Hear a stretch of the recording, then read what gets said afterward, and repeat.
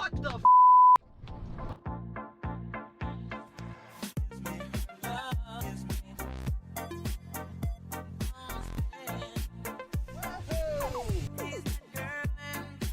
Pulling up to the one and only Specialty Motor Cars. So this is my first time seeing this truck in person. I bought this from Copart. Winning bid was like $6 1/4, $6.25, just a little over 24 hours. I'm gonna drive it across the country, 1,500 miles, while towing another one of my cars behind it. Is it a perfect truck to get in and drive across the country? Not as confident as I was before I saw the truck. It's not my first rodeo driving a sketchy car across the country. I've done it many times. Generally they have not 300,000 miles, and you know, they're a little more sound than this one. We got 5 cars to move. Holy. Come on, baby.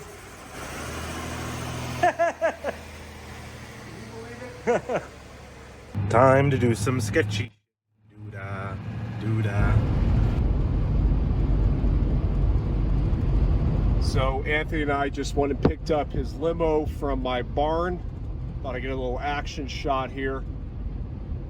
Specialty Motor Cars lifestyle here with the company limo. I'm driving an old red here. Looking sharp. Can't even keep up with him. He's moving in that thing. He's putting that Panther to work. What we got going on here, Anthony? Service ride control. Unbelievable. Mine's only been saying that for the past 8 years. So yeah, it's officially chapter closed on that barn I've been renting since 2019. I had it very, very cheap, but even still, I've spent probably 3 times the value of the cars that I have parked in there. That's just the Big Al way. Hoovy says he's the dumbest channel on YouTube, but at least he's actually making money from his antics. I just throw it down the drain.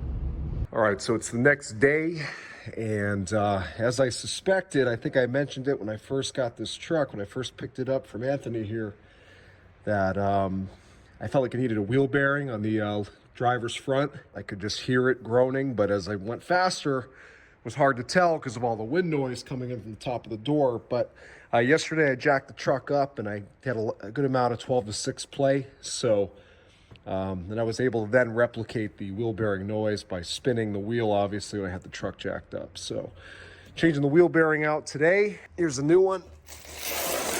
It's not just the bearing, it's the entire hub assembly. It's easier, and really it's not that expensive. It was $100. So I've already got the caliper off, caliper bracket off, got the rotor off. Anthony once again coming in clutch with letting me use his shop space here and his tools. Obviously I came up here with nothing but the clothes on my back, so really appreciate that. Man, this thing is clean under here. I'm telling you, your boy Big Al knows how to pick them. Looks better underneath than it does up top. This guy is absolute garbage. Here, we'll give him a demonstration. I knew I heard it, even with that wind noise. Oh yeah. No good. Don't want to be driving across the country with that. Sounds like it could be a cheese grater. Could be a quick release wheel if you leave that thing in there. Anthony's got a customer here, so I'm gonna be quiet, but I just put the new wheel bearing on. He's got to torque it down to spec, the axle nut, but got the caliper back on, rotor. Also came with a new wheel speed sensor, so went ahead and put that on as well. So I'm gonna go ahead and torque that down, and hopefully that will be the end of the 12-6 play. Let me get this wheel on, get this torque to spec, and tomorrow's the day where I hit the road. See how she does.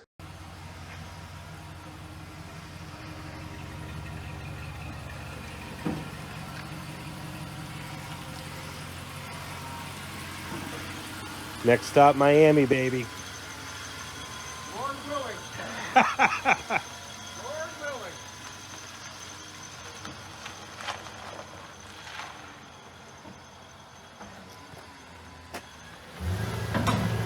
Whoops. Trying to do a burnout. You're good.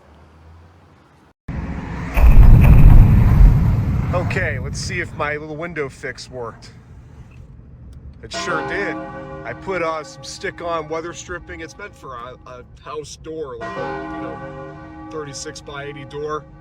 The extra thick one. I put it on, and now it's nice and quiet in here. So anyway, I'm in the truck. It's Saturday, the 30th of April here. Hitting the road, a little anxious. I'm not gonna lie. I mean, I've driven a lot of questionable vehicles across the country, but this is definitely at the top of the list. But everything that I can do checks out. The fluids are all where they need to be. Trailer, I've triple checked everything. Safety chain, straps, the whole 9 yards. I don't have a working gas gauge in this truck, so I kind of did some calculations. It's a 26-gallon tank. I figure at best I'm going to get 12 miles a gallon. So to be on the safe side, I got to stop when this hits 275 miles. But I also have a 2-gallon gas can in the back of the truck. This guy was a real nice guy ahead of me here.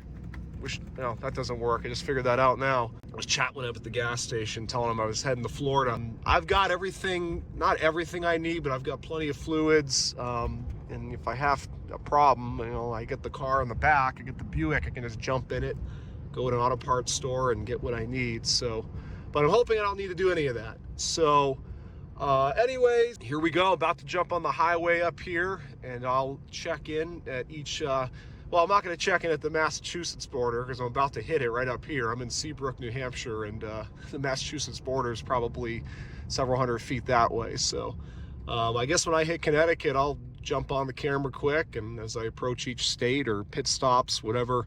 But I got a full tank right now. So when this says 275 miles, I'm going to stop and get gas. That should put me well into Connecticut, I imagine. So here we go. Wish me luck.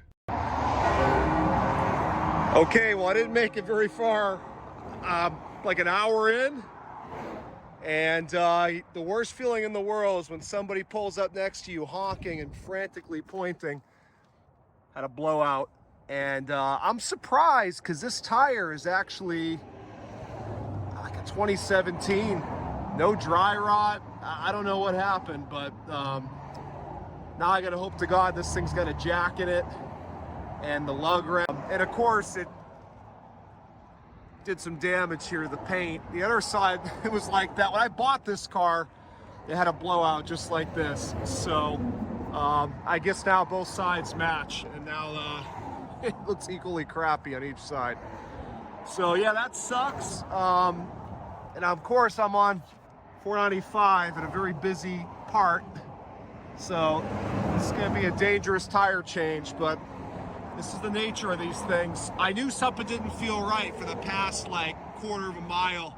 I didn't see it, but I could feel all of a sudden I felt like I was dragging something heavier. So now we know. So let me go ahead and get this done as soon as I can. All right, I got the spare on. Remarkably, being 28 years old, 29 years old, it still has air. So I just want to, at this point, hey, that fell off, my little extra weather stripping. I want to, at this point, get the heck off the side of the highway.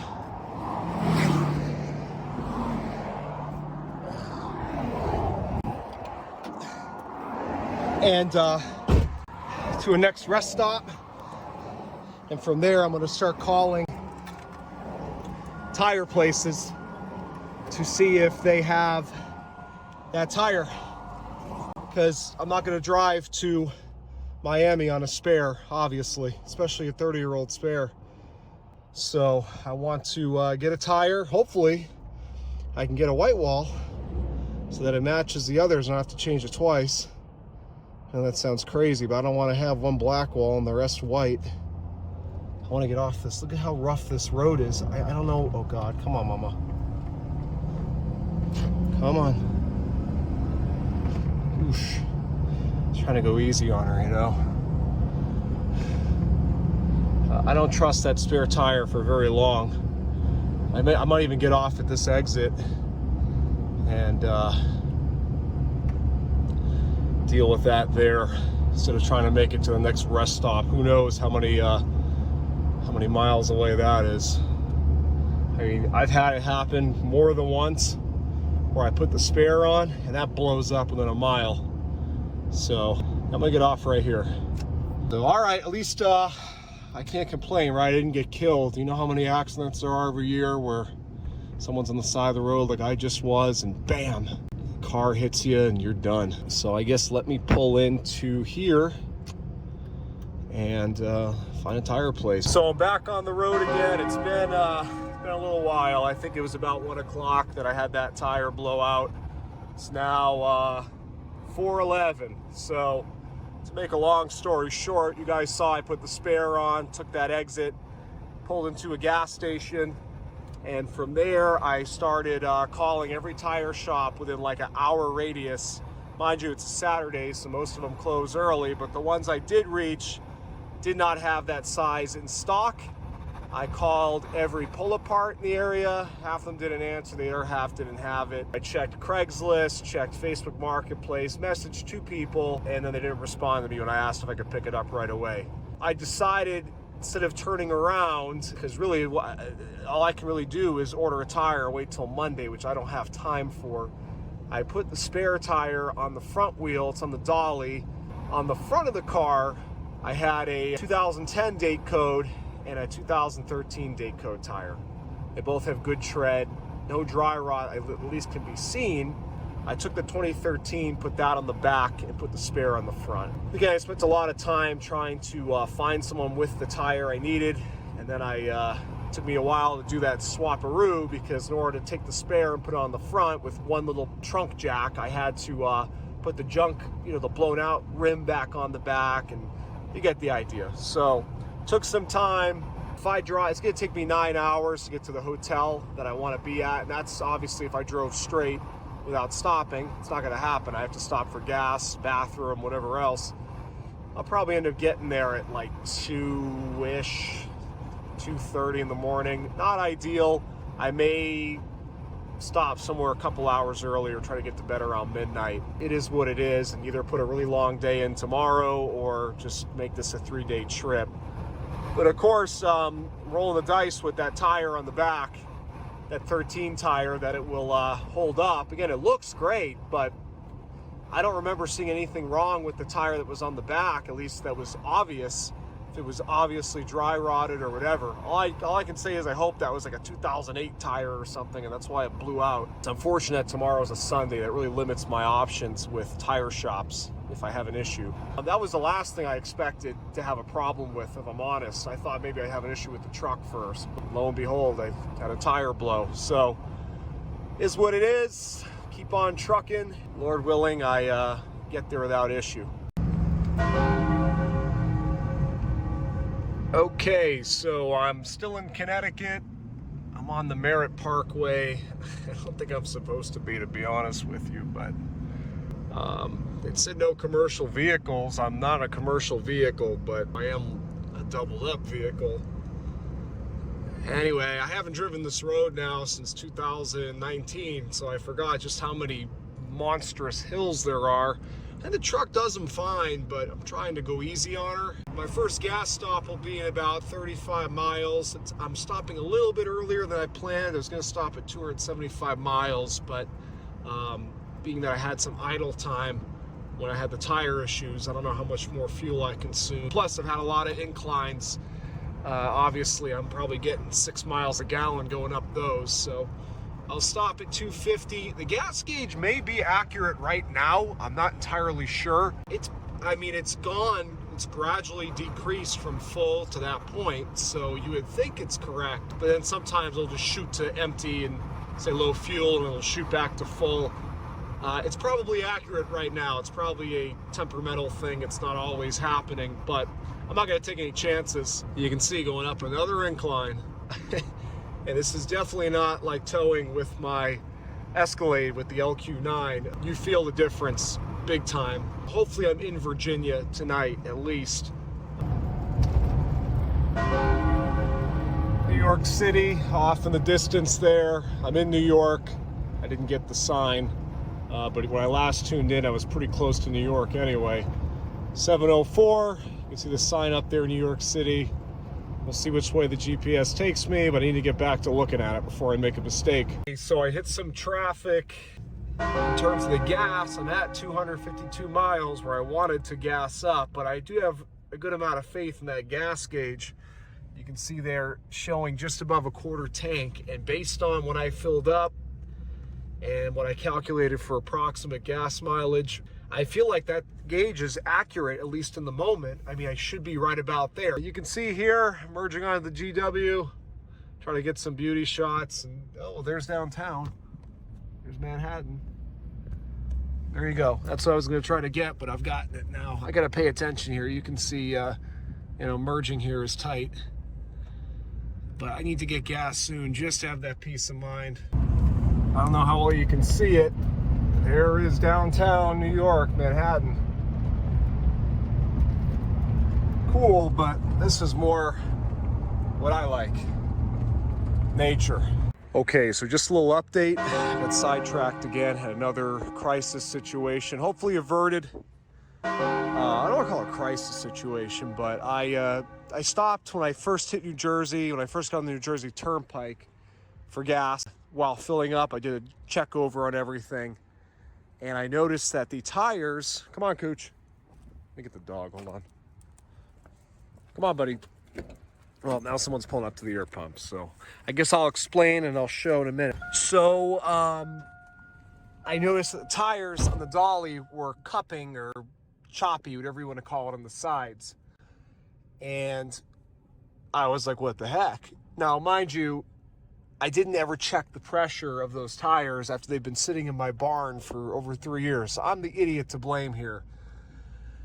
But they looked full. They felt full, but this is where I screwed up. This is where I had a lapse of judgment. Generally, those smaller tires, trailer tires, stuff like that, they always have a very firm feel.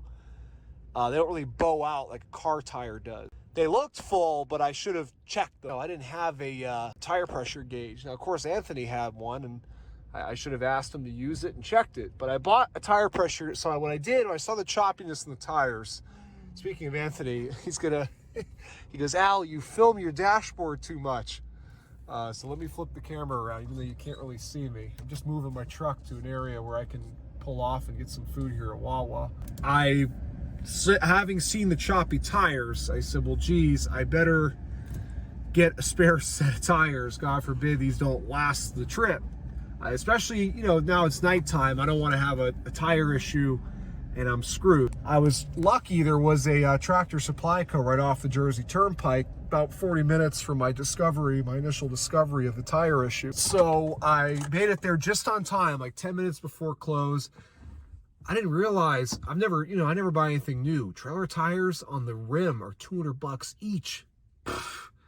205, 75, 14. So I bought one because this tire over on the passenger side isn't nearly as choppy as this one. At the time of buying that spare tire, I was thinking that maybe I had an issue with the suspension of this Dolly.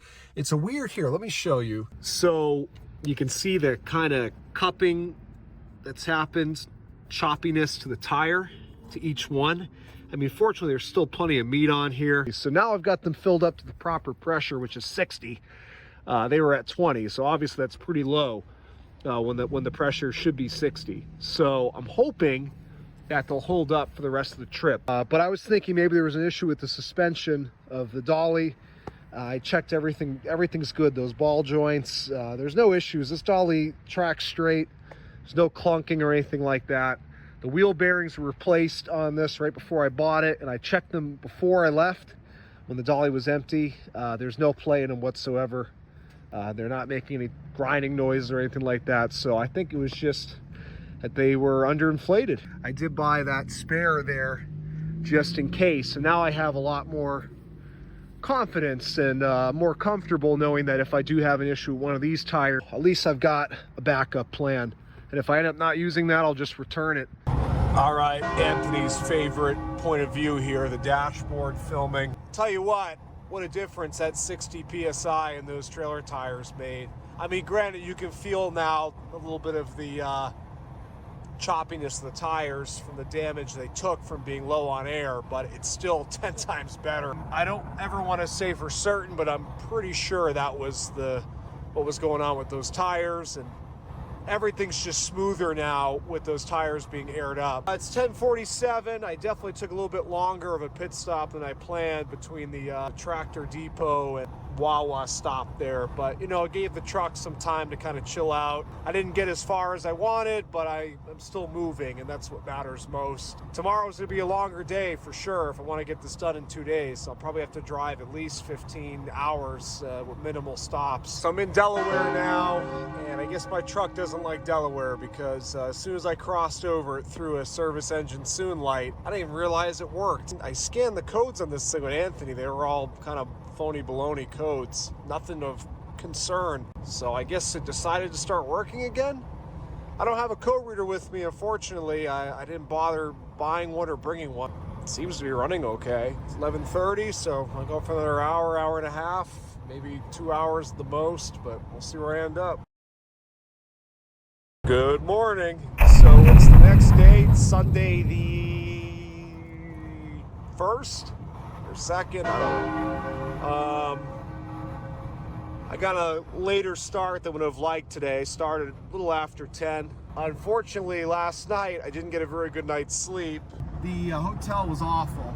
I should have expected it. It was a Motel 6. They're like a hit or a miss. It was the biggest miss of a Motel 6 I've ever seen. It was a drug den. It was filthy, cockroaches.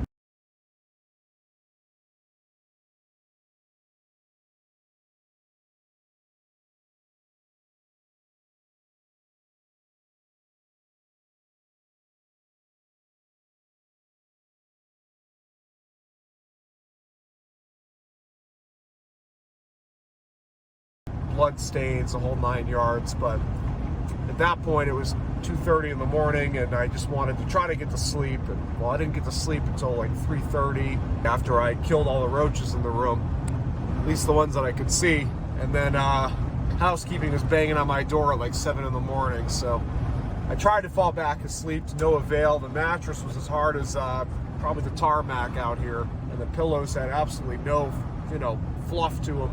First world problem, right? At least I had a place to lay my head. But if I had known it was going to be that bad, I would have kept driving. I got a long driving day today, and I didn't want to be driving on little sleep, which I still ended up doing. As I always say, when it rains, it pours. To add to that lovely situation, the trailer tires are still wearing improperly. And I can tell now, and after more closely inspecting the Dolly, the alignment, it's probably happened on the trip. I would have noticed the alignment being off on this thing before I bought it back in 2019. I think it just happened from for one, it's a weird Dolly. Again, it's got like knuckles and ball joints and tie rods and everything. It's not just a straight axle Dolly. And I think it just, I don't know, it's a weird Dolly. I don't think it was meant for this kind of rigor, the roads that I've been driving on, and I think it probably knocked it out of alignment. I could just stop and try to get this thing aligned, but I think it's just gonna be a waste of time. They'll probably say there's something wrong with it, the suspension or whatever. The passenger side one is really wearing badly on one of the sides. You can see, I mean, the camber's way off. I don't want to put on that $200 wheel tire combo I bought at Tractor Supply because I know it's going to get ruined. What I've been trying to do is I've been trying to find a set of used 14-inch trailer tires on the wheel. Before I left this morning, I did like an hour and a half south search, messaged a few people, but nobody's replied, and I'm not going to wait around all day because, like I said, I got to make up for lost time yesterday. If I make minimal stops, quick stops, I'll probably get to home at like 2 a.m. So it's not going to be a fun day in that aspect. And I know it's going to probably be later because I need to, at the very least, rotate these tires, switch the passenger side to the driver. And to do that, so I don't waste too much time with the little stupid crank jack that the Buick came with, and I doubt this truck even has its bottle jack anymore. It would be much quicker just to have a floor jack. So I've got my GPS set on a Harbor Freight. That's like an hour and change from where I am now. It's right off the highway, so I don't waste too much time trying to get there. And I'm gonna just pick up a floor jack quick. That way I can just quickly pump up the dolly, blast off the tires, swap them around. Then when I stop there, I'm gonna do another search and see if I can find within the next few hours of my drive here some 14-inch trailer tires on the cheap, because I don't see these tires making it to my destination at this point. So that's what's going on. Otherwise, today, you know, once you hit Virginia, it's when the drive gets kind of vanilla, which I don't mind at this point. I had enough action yesterday. Hopefully, knock on my faux wood compliments of Anthony steering wheel cover here. Today is as uneventful as possible, and I just can keep cruising on and get to my destination. Okay, so I'm at a Tractor Supply again. I'm done, North Carolina. I'm really not making the kind of progress I wanted to today, but it's out of my control. You can see this tire it just continues to wear. So as you remember, I rotated the tires, and seeing that this is getting pretty bad, I'm expecting this won't make it to Florida, as I said earlier. So I bought a second tire. You can see I would hate to put those tires on because I know they're going to get worn out as these ones did. I just want to have options. I've got these. Hopefully I don't have to use them because they were $200 each, which is crazy. It's more than I paid for the Dolly, and the Dolly came with new tires when I bought it, but I don't want to be stuck somewhere later wishing I had bought these tires, because Tractor Supply closes at 7 and it's now 4 or something. So I'm going to hit the road. Now I know that I have a jack and I have tools and I have spare tires, but my objective is still to find a used set of trailer tires. Like I said, I'm not highly optimistic about making it to South Florida tonight. I'll probably make it to Florida. I don't see why I wouldn't, again, unless I encounter more issues. Knock on wood, I don't. I imagine I'll make it to Florida, and then I'll grab some place to stay somewhere in the northern part of the state and complete the trip tomorrow. I don't know. I really don't know what's gonna happen. I don't want to complain because I don't want to say it either, but let's just say that I've been dealing with dolly issues and not issues with something else, and I would much rather that be the case. Anyways, enough rambling. Back on the road. I had to do it. Forget the timeline. As I said earlier, I always stop at south of the border every time I do the East Coast road trip, so I didn't want to jinx anything by not doing it. And I love coming here. It's a total gimmicky place, but it's been here forever. I always come, and whatever convoy I have coming south, I take a picture of it. I did a really good job putting that sticker on. One little bubble right there. And the sticker was 10 cents. That's good marketing. I got a Lake Gregory sticker on this truck, came with it. Never been there, but I guess the truck has, so we'll leave it on there, and all these other crazy ones here on the back. I don't know if it's getting any worse or if this is kind of just now wearing in the middle, but either way, I don't see this tire making it to Florida, either of them really. I'm gonna use the restroom here, which is always a treat. There's always a bunch of weirdos in there. Got some big Ultimate Energy over there. Beautiful sunset here in Florence, South Carolina. Ooh, there's a big echo coming off that building. So I just blew 30-40 minutes trying to strike a deal on some trailer tires. I saw a post right when I was leaving my last stop over at Carolina Squad. It's really a thing down here, and it really shouldn't be. Come on, bud. What the hell? Oh, Jesus. You know, you leave a dog for 2 seconds and he'll eat something disgusting. I don't even want to know. I don't even want to know. Messaged the guy, and as I was nearing Florence, he replied, so I veered into Florence. Basically, he isn't able to sell them. He was trying to sell them to me tonight. I told him the situation, but I guess he doesn't have his new tires yet. He was trying to get in touch with that guy. Who's giving him his new tire. No luck. So I just blew 30-40 minutes sitting here.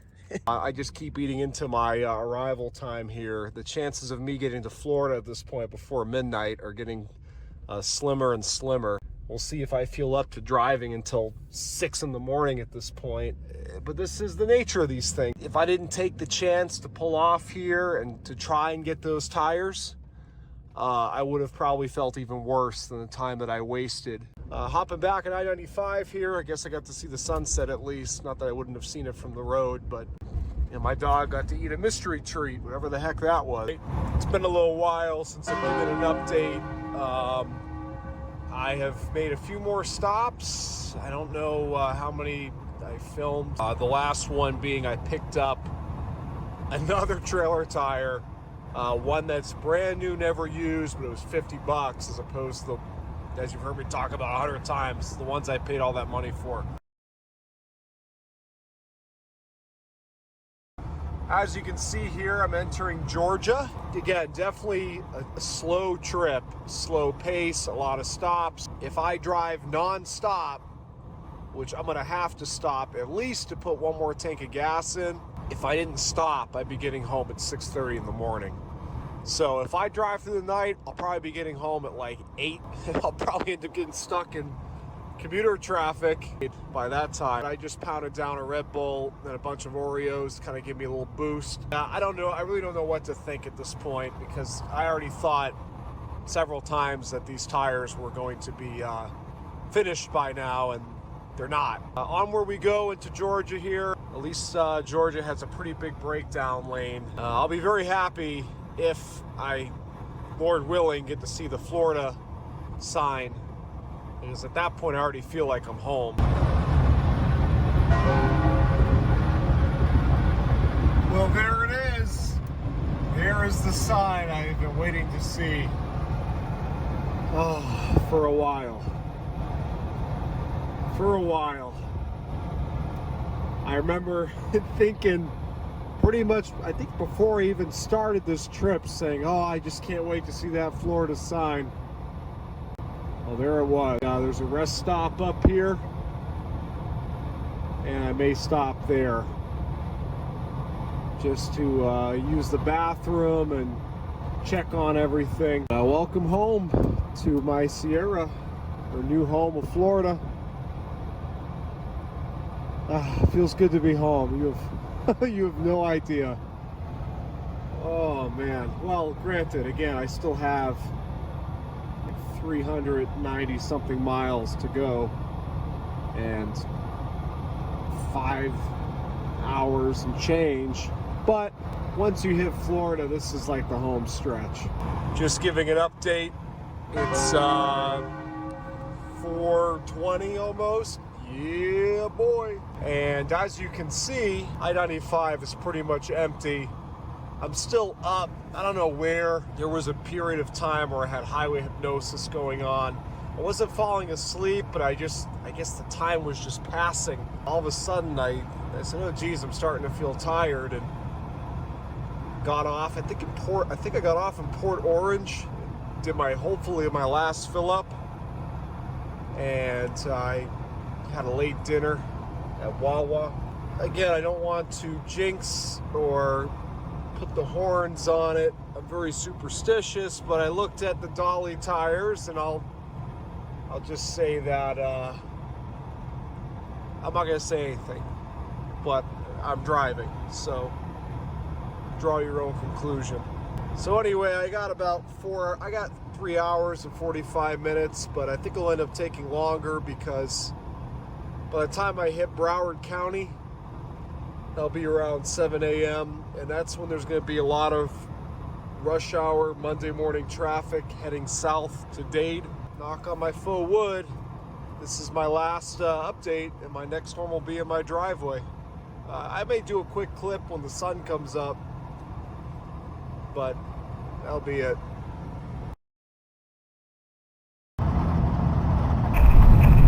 Sun is rising. It is 6:30. I've got about 123 more miles. It's about 2 more hours. That's all there is to say.